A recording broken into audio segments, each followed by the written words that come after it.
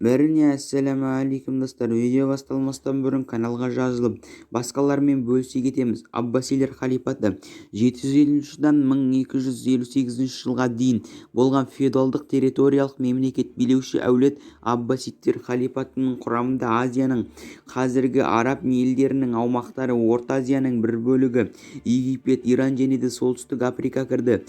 945 жылы Будида халифатын жаулап алғанға дейін ол тәуелсіз саясат жүргізді. 1055 жылы селджуктар Бағдатты басып алғаннан кейін аббасидтік халифалар тек астанаға іргелес аймақтарды иеленді. Аббасидтер мемлекетінің 2 ғасыр бойы өрлеуі болды, бірақ халифаттың феодалдық бытыраңқылығы күшейген сайын және де түркі құлдары гулямдардан тұратын гвардияның саяси ықпалының өсуіне байланысты әулет біртіндеп құлдырады.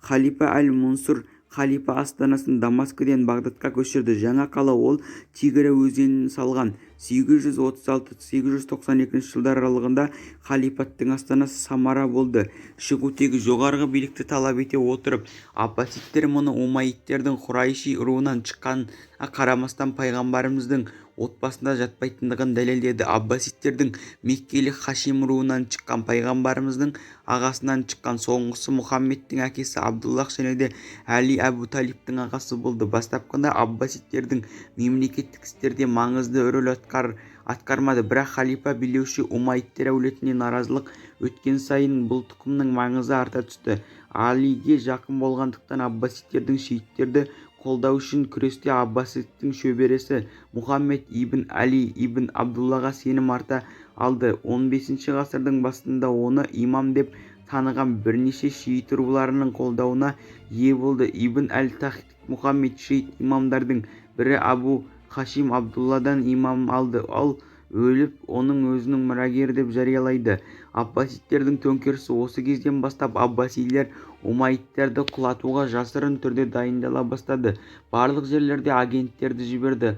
Умайидтер қозғалыстың шынайы орталығы Куба болды, бірақ аббасидтер Хорасан мен Мамирадан жергілікті шииттер арасында оны насихаттау үшін ерекше қолайлы жер тапты.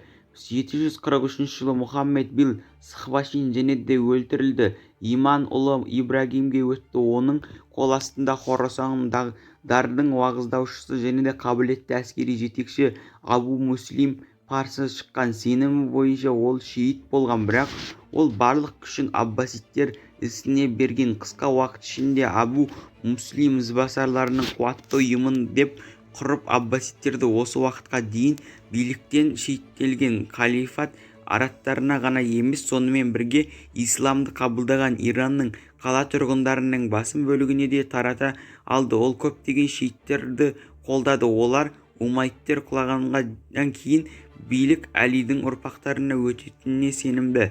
Аббасидтердің жетістіктері 743 жылға халифа Хашим қайтыс болғаннан кейін басталған умайидтердің азаттық қақтығысына ықпал етті. 747 жылы Хорасанда Аномая көтерілісі басталды. 749 жылы 26 маусымда аббасидтер Бағдатқа жол ашқан, Нависатқа жеңіске жетті. Соңғы умайя халифасы Марван екінші халифаттың бас бөлігі тағы 6 ай басқарды. Содан кейін Мысырға қашып кетті. Онда 750 жылы өлтірілді.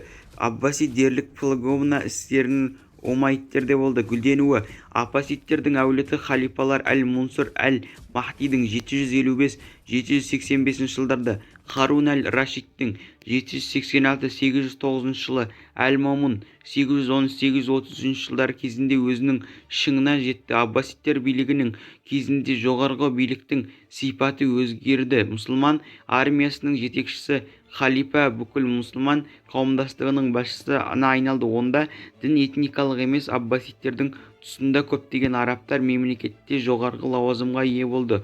Ұлттық мәдениеттердің жалдануы мен гүлденуі басталды. Феодалдық өзегінің күшеюіне байланысты Бабек, Мұқан және тағы басқа басқарған халық көтерілісі болды.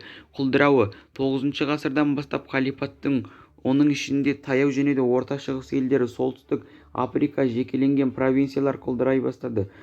Түркі құлдыры гумалилар оралардың ішінде халифа әл-Мансум 833-842 жылы сот гвардиясының құрды. 10 ғасырдың ортасында қарай халифалар қуыршақтар орнына түсті.